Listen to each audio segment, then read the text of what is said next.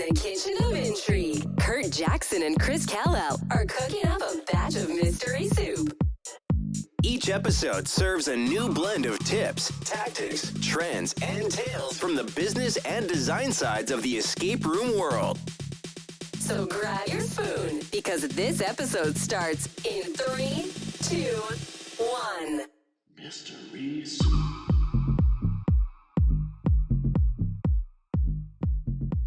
This is Curt. Chris is not feeling well. I'm Chrisless. Sometimes I feel like he's not the backbone, but he's the light, not the comedy either. I don't know. I feel like I need my partner here. Don't tell him I said that, because his head will get even bigger than it already is. But yeah, Chris isn't here. It's just me, which is okay because we have such an awesome guest today, and it's Tanner Goldman. Welcome. Thank you for having me. Yeah, it's awesome to have you here.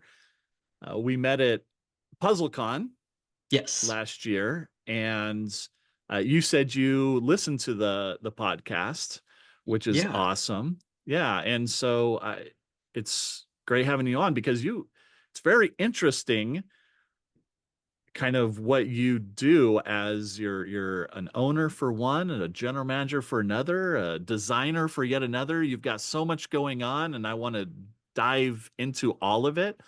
But what I'm going to start off with is just having you introduce yourself. My name's Tanner Goldman. I own an escape room in Mississippi. I manage an escape room in Alabama. And then I do design work and some marketing for a few related companies in Arkansas. We also do some design work for clients down in Tampa as well. So we're spread all out, a lot of bouncing back and forth. I wear a lot of hats, but it's a lot of fun. I looked it up. The one you own and the one you manage is like an hour and a half away from each other. Are you going back and forth?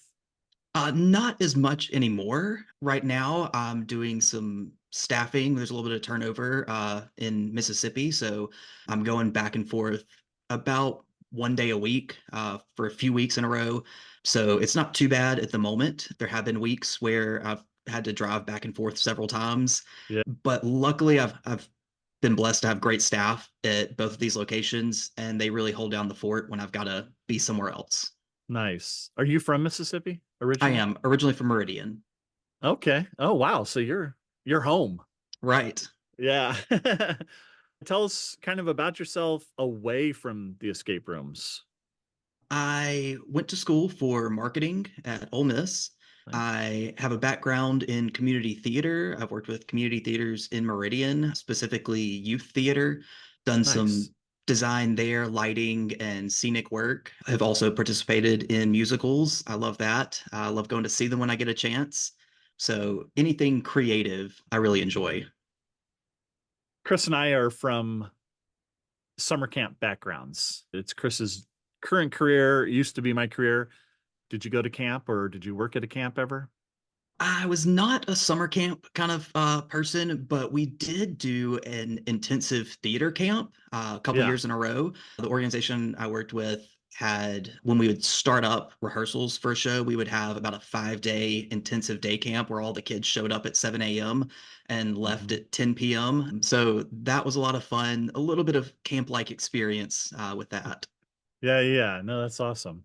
Yeah, I really loved the camps. We would have all the kids divided into teams, and they'd come up with their own team names and things like that. So we had challenges throughout in between all the rehearsals, and it was a big competition, and there you go. It was a lot of fun. Right on. So when were you hit by the escape room bug?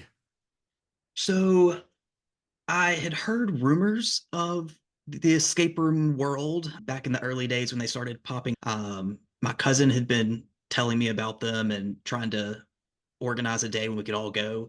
But before I was able to even play one, the founders of Memphis Escape Rooms actually did a talk at Ole Miss to the Entrepreneurship Club. Oh.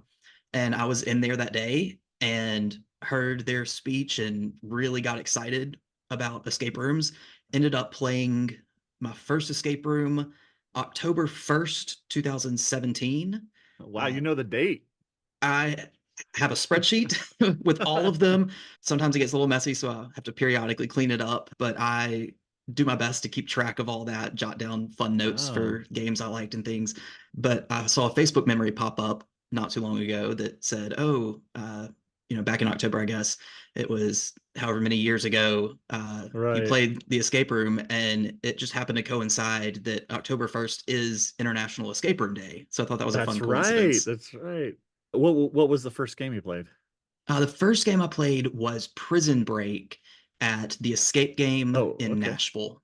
So Nice. fantastic room to start with. We did not make it out. We Yeah. got close, but immediately I knew I had to play more. Did you play with strangers? Played with just my Okay. family and a Yeah, few that friends. Mhm. I love the escape game games. The only downfall is the public and that they're Right. public, but We, usually if we go the first slot of the day, we're mhm. usually fine. But no, I think they have Yeah. great games. And we've have run into the issue. I've played a few times with them where we did have strangers, and Yeah. it was fantastic. Just about became friends with them. Oh And wow. then we did one where there were seven of us, and it was a room that held eight people, and we decided to chance it and not buy that last ticket. And we had a random one person show up, and it was a rough room with that Oh person no, deciding they were really? trying to steal the show. Wow. Yeah, you never know what you're gonna get. We played once and had strangers. There was another group. It was Tina and I, and then there was a group of three. They were very friendly and it was fine, but it's weird because they'll be doing a puzzle and not getting in, and you can't just be like, let me take a look, right? You're Right. like, is it okay if can I take a look at it? It's just kind of that weird, uncomfortable, uh, feeling when you're trying to do puzzles, and it's in a Yeah. kind of a small space. But I mean, overall, it wasn't bad. I've heard horror stories. Yeah, definitely. You've got the spreadsheet. Have you transferred everything to Morty yet? Not yet. I have a Morty account and I will peruse it, look at the map just to kind of find new ones. I Right. have not sat down and transferred everything into it yet, though. The whole general manager, owning, all that, how did that come about? So I opened my first escape room in my family's arcade. We had an empty party room, and I had started playing escape rooms, and I thought this is the perfect thing to put here. That ended up turning into its own escape room, which is what I own now, Meridian Escape Games. Okay. And So all the arcade games are gone? yeah, that is all gone. Oh, so We sad. right, we sold off. We at one point, I believe, we had 52 arcades across the country. What? Really? And so we do have a few warehouses with some games that have been sitting there way too long. We're trying to get rid of. But so we're really in the arcade business. And What was then the name of it? What was the name of the company? there were a few different arcade names. The Park was the one in Meridian, and then we had Yesterday's Huh. was a popular one out in Texas. Wow, that is so cool. So you've got a So bunch of arcade games in the warehouse? I right, wish you were I yeah, wish you were closer. I'd be like, I want to buy one. yeah, we've got plenty. Uh, okay, so what was your first game that you put together in that party room? The first game was called Double Agent, Okay. and it was a spy theme. I thought it was Nice. so cool back in the day, and now looking back, I'm just mortified at how rough it was. I mean, I think for mostly putting it together by myself, I had a little Yeah. bit of help, but I think it was a an okay game at the Yeah. time. Many years have passed, and I've learned a lot. Right. That's awesome. That's so cool. So you have two games? Well, you have three games. Like one's not open right now, right? Right. So I've got two open in Meridian, the Yeah. Speakeasy and Pinewood Point, which is a treasure hunting cabin game. And then Okay. I've got a third room that is closed for repairs as soon as I can get back over there to make those repairs, which is the Crypt. And I've been toying around with the idea of reworking that into a new game with the same skin, but different Mhm. puzzles. Do you own Meridian yourself, or is it a family owned? It's a part of the business? family business. Okay. But you're the main Right. setting your vision. They are a little hands off. They say, Right. you just take care of it. Nice, nice. And then do you have space for more or you're maxed out? I've got space for a fourth room, and that space is in rough shape. Needs a lot of work to get it Hmm. going. We might stick with three for now, but I'm playing around with some ideas for that fourth space eventually. And you don't have a arcade game? Like an Right. arcade? I've thought about it. Maybe I need to find the right people who can reprogram them to do fun things. If you go to Florida, if you ever get out Mhm. there, go and play the Escape Ventures Click and Glitch. Okay. And it's a game that takes place in an arcade, and it's fabulous. It's a lot of fun, and you've got arcade games. Right. I've got plenty. Yeah. So yeah, check that out if you can. Now, how did the whole general manager of the other place? What is it? So Tuscaloosa? Escape Tuscaloosa, Yeah. yes. So I was in Meridian. I had just finished my third room building in Meridian, and I had a good staff there. Everything was really solid, and I was starting to get a little bored. And so I was looking for something. It's a small market. We run a really lean business, very limited hours. We're just on the weekends. So I was looking for a little something else to do. So I kind of sent a few emails to some places. I didn't want to go too far off. Didn't want to be too far from Meridian, but I sent a few emails out, attached a resume, and sent one to Escape Tuscaloosa. Hmm. And within 1 hour, I was on the phone with the owner, Deanna Fleming, who lives in Little Rock. And we started talking, and we talked for about an hour and a half. And at the end of that conversation, I had plans to go up to Little Rock and meet her and her partner, Michael. And so we really hit it off, and she was looking for someone to take over that. They had had a little bit of turnover with some staff, and they were looking for somebody to really take it over. I thought it was Nice. a perfect opportunity. And she mentioned, oh, well, I would like to do some sort of murder mystery games or events and would want some help designing those. And I was all into that. So that has really taken off. And now we're also writing rooms and designing events. Wow. So I assume that when you say you are designing rooms, is that for Intrigue in Arkansas? So Intrigue, which is similar to an escape room, we kind of call it an open concept escape room. It's 10,000 square feet of museum-like space with different exhibits and themes, and you play escape room style puzzles and games throughout the entire space. And so we were able to purchase that from the original owners in Syracuse. They ran into some issues with astronomical rent increases, Hmm. and we're looking for someone to purchase that. So we were able to get that and open it up. And so we've got all of their games, and now we are designing new games that we're writing ourselves for that space. Gotcha. Tina and I played at Museum of Intrigue in Syracuse. And Really? yeah, it was very interesting concept. Now, are they out of like, are they done completely? They didn't move So another version anywhere? so they are licensing other intrigues. There is Hmm. one in St. Louis that opened up about a year ago, Okay. Adventures of Intrigue, and Okay. they still have an Intrigue company that they're looking to expand sort of the Intrigue brand. Gotcha. Gotcha. Interesting. Yeah, right across from them was Five Wits, and we played there as well. Yeah. And then in Tampa, Mhm. you were designing for For Checkmate escape rooms. who are also part owners of Intrigue, or Uh, no? we we have gotten connections. It's sort of a web of connections through everybody. Right. The escape room industry is really close the more you get into it, and we were able to make connections with them. Okay. Yeah, we've played at Checkmate as well, and they're lovely people Yeah, they're as well. fantastic. So I'd love to have them on the podcast too.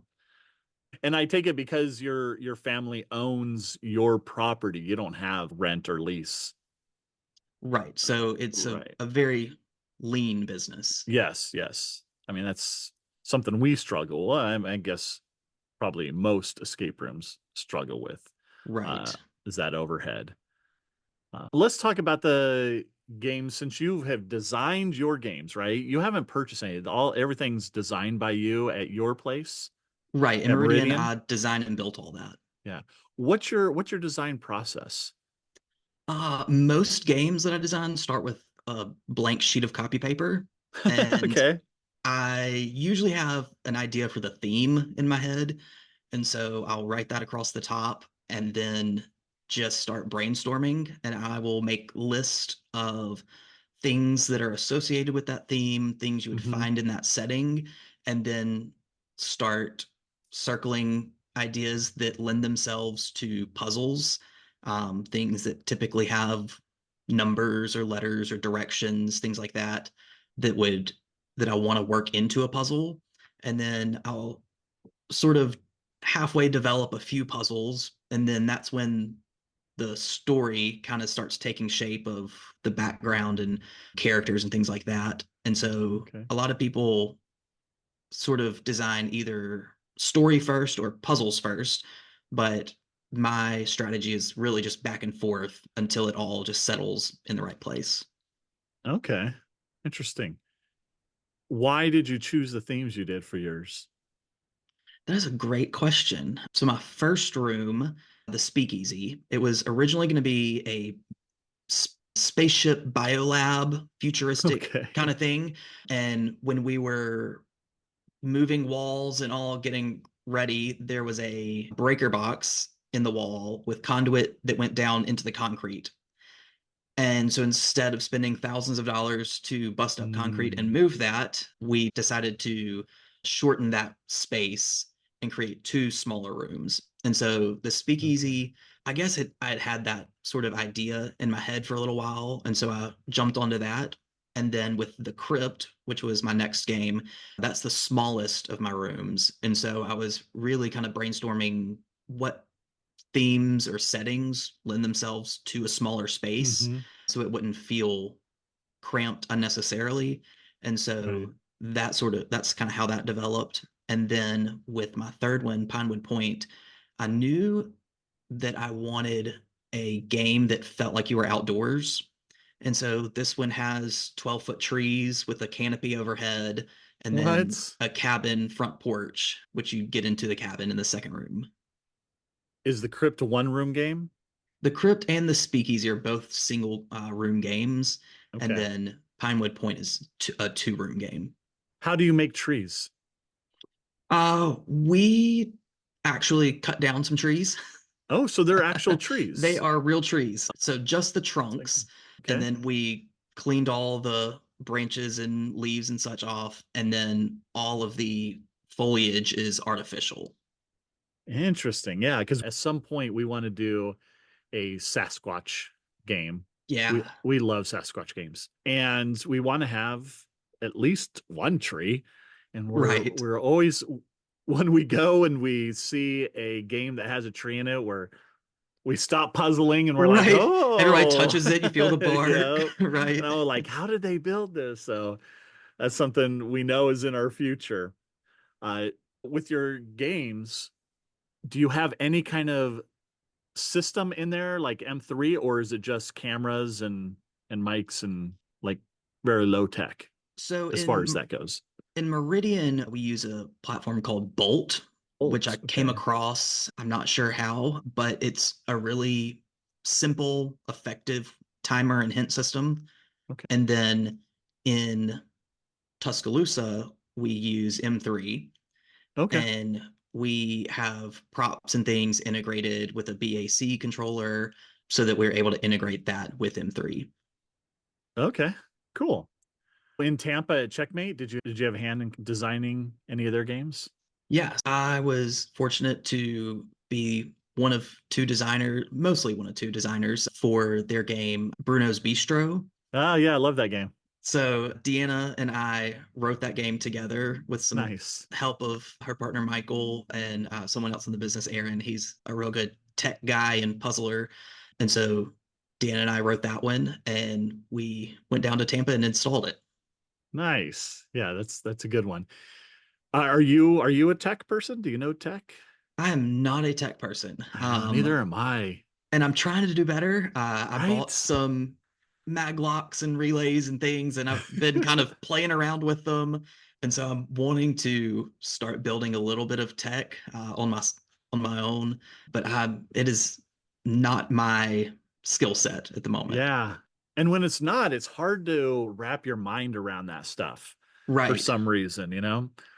Do you have tech in your rooms in Meridian? So in my 2 rooms that are open, there's a little bit of tech in the speakeasy that I had some help with. And then there is 0 tech in Pinewood Point. And okay. So that kind of also played into the decision of the theming. I wanted a theme that I could get away without using any tech. So it's a lot of tactile puzzles. And there are a few little tricks in there that I considered using tech for, but went a manual route, and it really worked well. Tina and I love the whole opening locks and everything else. Yeah. Too much tech is not our thing.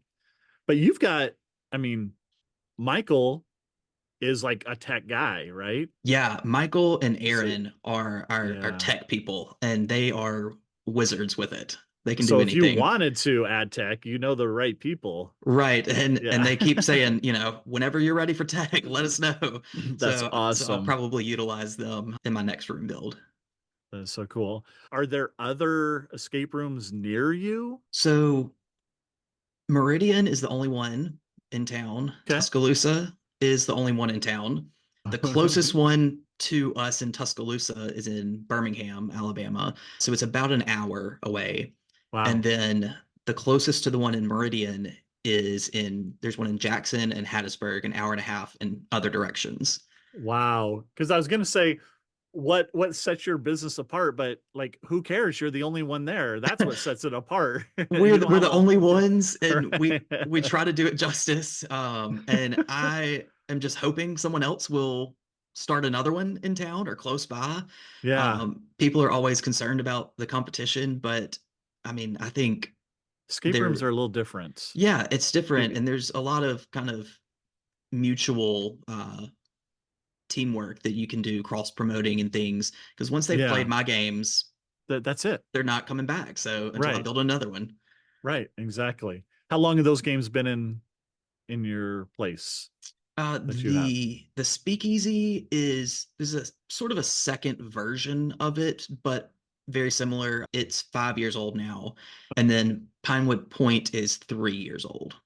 And are you planning on changing out speakeasy, or it's doing fine? You don't feel like you need to?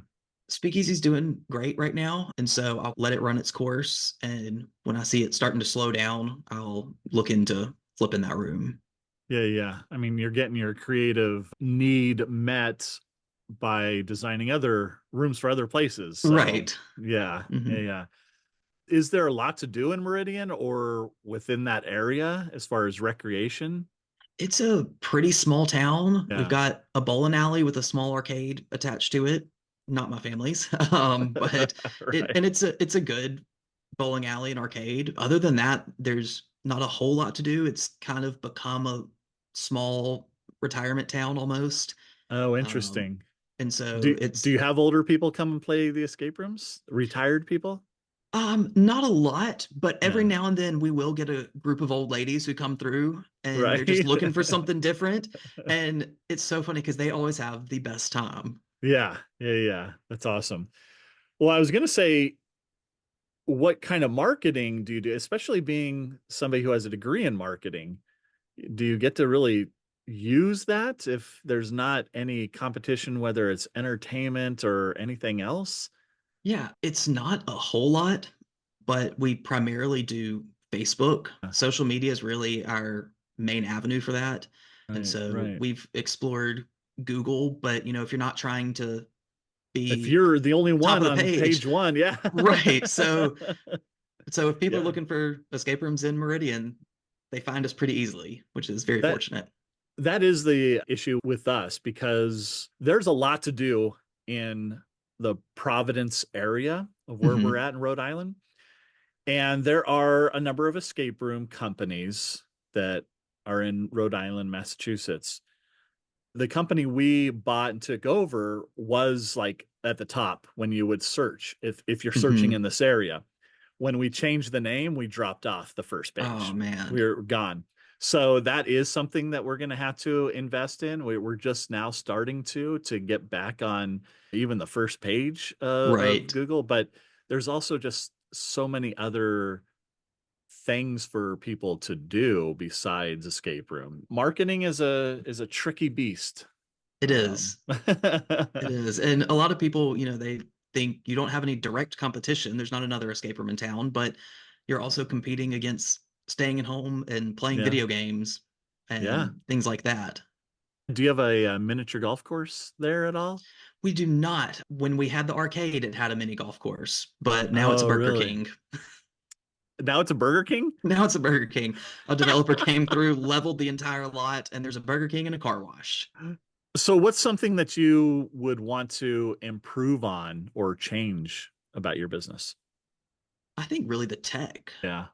I've got a little bit in the speakeasy, but I'm really wanting to kind of create more magical moments in my newer games, and tech has never been my strong suit. So I'm really hoping to amp that up with the next build. Yeah.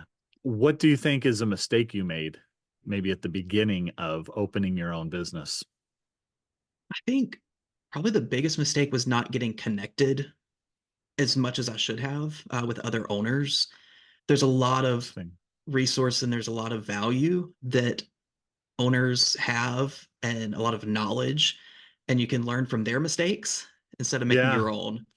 And so I reached out and I've played different games, spoke to a few owners, but wasn't as sort of ingrained in the escape room community starting out. So kind of felt like a lone wolf out there figuring it out. And I've met so many awesome people since then who know so much more than I do and than I did then and that I do now. So it's always fun learning what other people are doing, what they know, and how to improve what I'm doing. Did you meet a lot of people at PuzzleCon? Yeah, PuzzleCon was awesome. I really enjoyed sort of a more intimate conference. So it really let me get to know people there. Yeah. Are you planning on going back this year? Yeah, I would. Yeah, I'm excited. Have you been to any others? Have you been to like Recon or Transworld or anything? So I've been to Transworld the last 2 years. How was that? Did you find it beneficial? Yeah, I love it. That one is a great one for networking, but also the seminars are great. There's a huge range of them. And it's also good that it has the haunt element to it. And so I think there's a lot of crossover in the industries. And it's interesting to walk around the show floor and see what the haunt people are doing and things with set design and stuff like that. And also tech that you could incorporate into escape rooms. So, and then over at your duties as a general manager at Tuscaloosa, do you get into any of the marketing there, or is it just kind of running the business and the staffing and that type of thing? Mostly just running the day-to-day and staffing. I do get to game master some, but it is a lot of bank deposits and scheduling. All the admin kind of stuff. The really exciting stuff. Right. Speaking of staffing, is there anything specific you look for when hiring? I think the biggest thing is enthusiasm. And I've hired great people who have never played escape rooms. Yeah. But they have the enthusiasm, and there's something we say they just get it. And part of that is customer service. Sometimes you can tell by a quick conversation how people react to things. And I have hired some fantastic people. I don't necessarily know that my hiring tactics were the reason, but maybe it was just luck, the right people. But when you find people that understand the magic of it Yeah. all, and creating that magic, then Yeah. you really know you've got a good person. That's awesome. Now it's Intrigue. If it's the same as the Museum of Intrigue in Syracuse, there is like almost like a host kind of thing in character. Is that Right. right? Do So you do that? we sort of have a cast of characters Yeah. that run Intrigue. And so you're greeted by one and they get your game started and you wander around, find them if you need any help. But there are usually two or three wandering around. So someone's always there to help out. And they're all in character the whole time. So that gets to be a lot of fun. Being a theater person, do you wish you could be one of those characters? You wish you lived Some closer? Sometimes I've really taken a step back from being on the stage to doing a lot of Yeah. the tech, but sometimes it seems like a lot of fun to maybe step into a character. Yeah, absolutely. Just off topic, what's your favorite musical? Ooh, Les Miserables. It was the Okay. first one I was a part of, and so it's got a place in my heart. All right. So, do you have any advice that you would give new or aspiring escape room owners?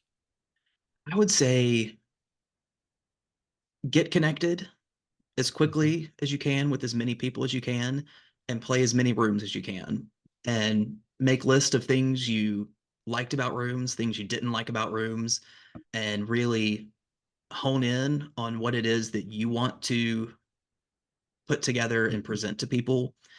A lot of that is customer service. Pay attention to how you're treated as a customer, as a player at different places, and what gets you excited about the games or what maybe annoys you about a game master so that you know how to uh, provide the best service. Speaking of going out and playing, how many games are you at? So after PuzzleCon, I did a little cleaning up of my All updating my right. spreadsheet. And while I was there, I played Monsters from the Yep. Abyss, and that was my 100th game. And that is the last one I've Oh, played since right. then. Nice. Nice. Have you been to any of like LA or have you I been have to not. Florida? I've not been to any of those. The biggest one on my list right now would be Baton Rouge to go play those. Okay.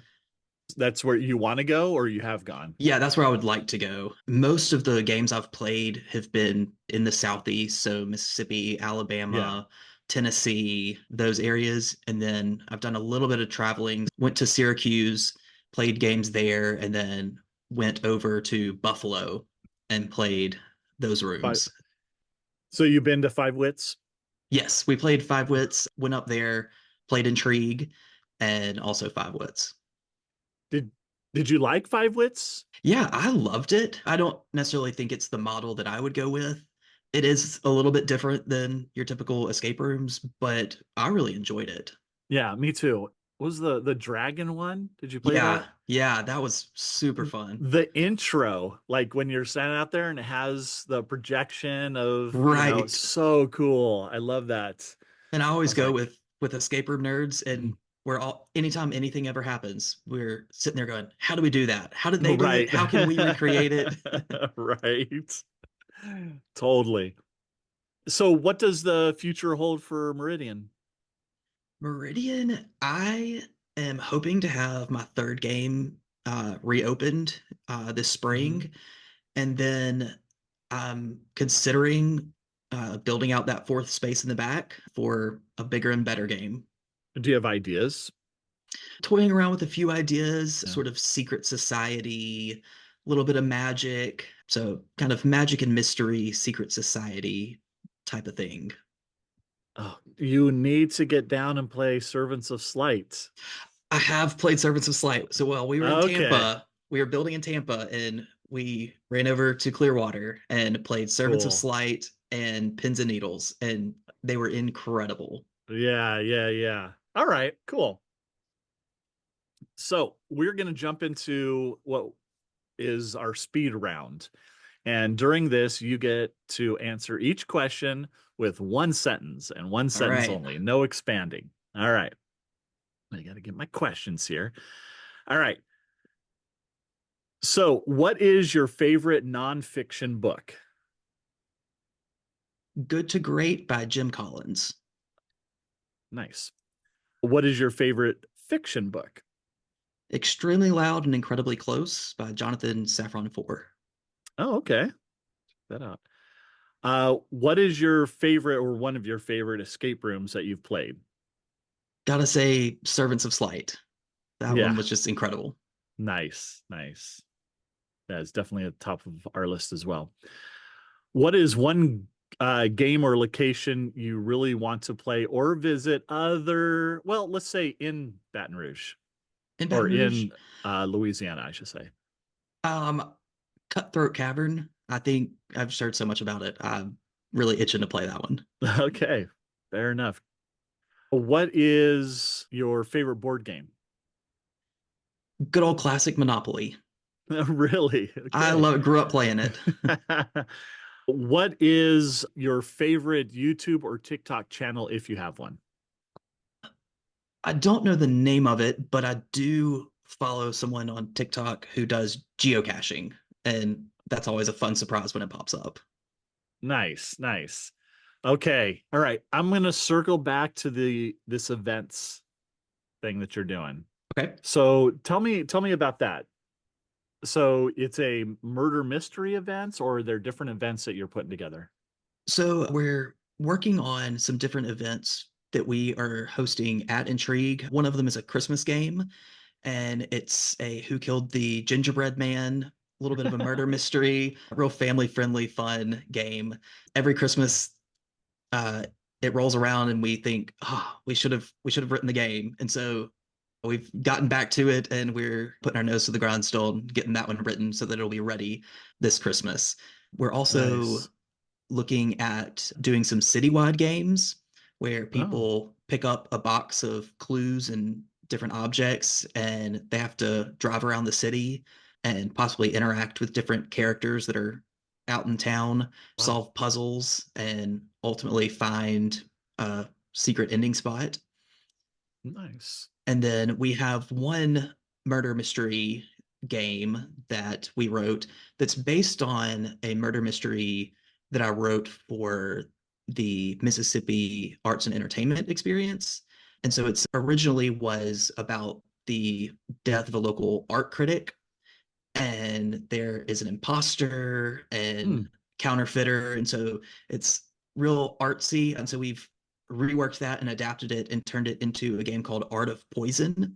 An artist has been poisoned, and you have to figure out who did it and what poison they used. You get a little science kit in there, and you get to do a little testing. It's a lot of fun. So if you do the Who Killed the Gingerbread event, right? Mm-hmm. Is this something that would be like an hour, 2 hours? Yeah, so we're looking with that one a little bit more family friendly. We also are interested in doing that for corporate groups. So we're looking at about an hour gameplay, and then probably 15 minutes on either side of that as an introduction, and then a wrap up afterwards. Okay. And would that be the same like if you did the murder mystery? So the Art of Poison is about a 2-hour gameplay for quick solvers. So it's a little bit of a cumbersome game, really a few tough puzzles in there and just a lot of puzzles. So we're looking at maybe scaling a little bit back on our next murder mystery and having it a little bit more beginner friendly, but still some good meaty puzzles in there for enthusiasts. So if you create this murder mystery, is it something that it would be kind of like an open invitation people would buy tickets to, not necessarily one group or team or family? It would be just a bunch of people? Right. So the way we have typically designed these types of events, it's open tickets and you book with a group, and each group gets their own table. And so there may be locked boxes on a table, and it's just duplicates for each group. So everyone's sort of part of a bigger story, but you're also solving within your group. Okay, so it's like a mega game. Have you done this event or these types of events yet? Yeah, so we've run Art of Poison, and that's a really fun one. You did? That Okay. that one we can play it. I think the first time we did it was for a corporate group, and we set up for 100 people, and then we've been able to run it with just singular groups. It's sort of available if anybody wants to special book it. Gotcha. And so it's really scalable. And then that one is very much competitive, which team can solve all the parts of the mystery first. But our Christmas game is going to be a little bit more collaborative. So you may have to interact with the other teams a little bit to piece together all the information. So you'll mostly be within your group, but there will be some interaction with other people. And with the Christmas game, are they still, you have a table set out? Yeah, so we're looking at sort of a set piece that would be the North Pole kitchen, Mm-hmm. and then multiple tables. So each group gets their own table with a set of boxes and puzzles and decor. And so they'll mostly be working within their group, but they'll have to get up from the table, interact with the set, maybe interact with a few characters, and then possibly interact with other groups to get information that may be separated amongst the groups. And with Art of Poison, did they stay at their table the whole time, or were there other things in the space to interact with? So we have a murder scene, crime scene set up. Okay. And then we also have art displayed. And there's some sculptural pieces, there are some framed pieces. And then we also have a detective set up. Okay. And so part of the game mechanism is solving puzzles to get evidence numbers. And so if you turn in the correct evidence number, you get evidence to go through and look for more pieces of the puzzle. And so if you do the Christmas, is the typical ticket price the same as an escape room experience? It's going to be about the same. We're still ironing out details on the pricing, but roughly the same as a escape room ticket. Yeah, yeah. Interesting. Well, with the corporate group, you go to them, I take it. They had to have the space. So if it's a larger corporate group, then we will pack everything up and take it to them. But originally at the West Little Rock location, Escape Unknown, we had available seating for up to about 50. Oh, wow. Okay. And it gets a little tight around there. 30 is a little more comfortable. But now with Intrigue, we have the space to set up for over 100. So I don't think we would run the game for more than 100 people. That gets a little chaotic, and we have to work on getting a few more supplies. But we do have a lot of space now to scale it up. Okay. Cool. All right. So jumping back into my questions, give us a story of an unusual group or incident that happened at your business. We had a group here in Tuscaloosa. It was a couple, and they were playing our game Abducted. Abducted is no longer there, but you start in a room that is fairly dim, and your object is to get the lights on. And then it's a serial killer room. No actors, and we told them that. And they finally, after about 30 to 40 hints, were able to get the lights on. And then there is a garage door that lifts up into the second room.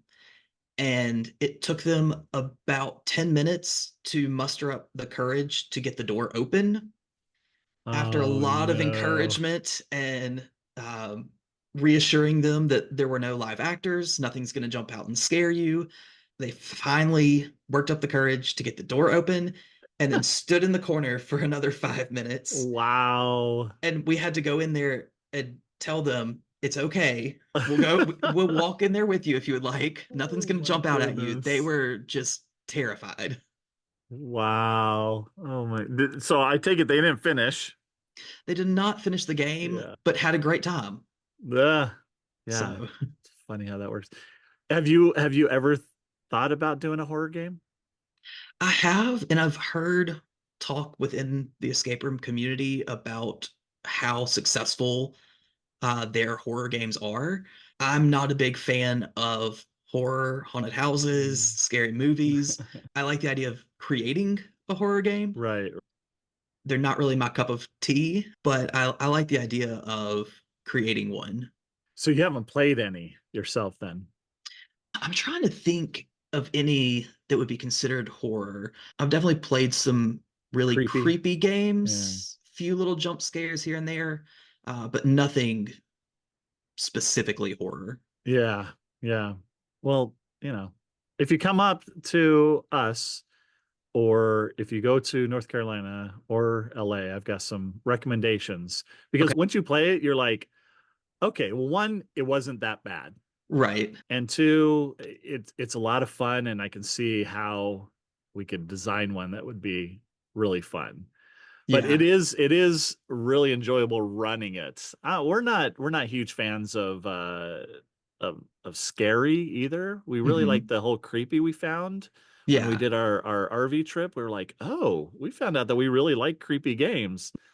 But when you run it, that's a whole different ball game, and it's so much fun. Yeah. and now that we've been talking, I do remember in the big escape room trip we took that ended up in Buffalo, we played a game, I believe it was called Body Collectors. Okay. And it was a horror room, and I was useless in there. I did enjoy it, I will say that, but I was useless. I wouldn't open anything. I made everybody else open things, reach into things. So anytime there was a door, I made somebody else go first, and I was right behind them. Down near Tampa is Intense Escape Games, and they've got some intense games. But and while we had a build team down there building games in Tampa, and they went and played, and they were explaining it to me, and chased by clowns and things. And I'm not afraid of clowns, but I think if one was chasing me, I would probably be afraid of it.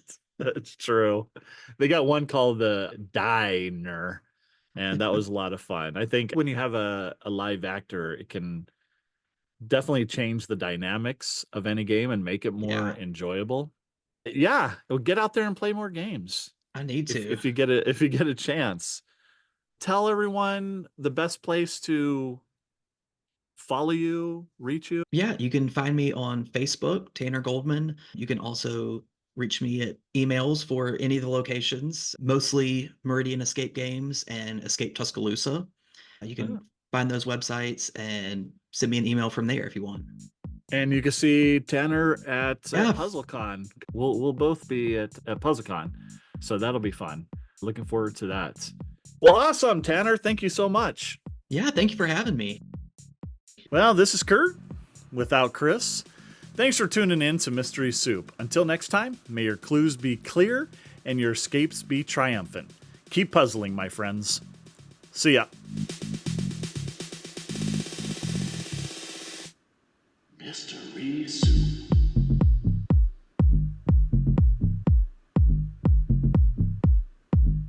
Mystery Soup.